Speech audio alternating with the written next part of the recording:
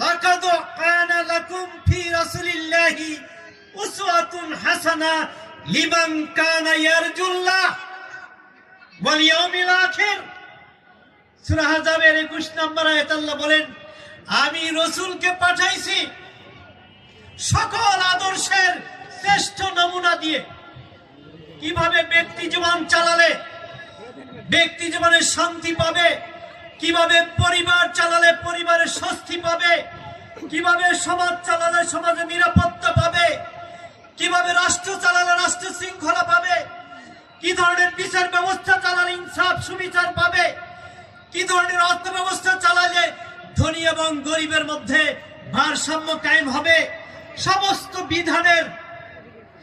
আদর্শ নমুনায় যে role model হিসাবে নেতা হিসাবে পাঠিয়েছি বিশ্বনবী মুহাম্মদুর রাসূলুল্লাহ সাল্লাল্লাহু আলাইহি সাল্লামকে, তাদের জন্য যারা আল্লাহর সন্তুষ্টি চায়, যারা পরকালে মুক্তি চায়,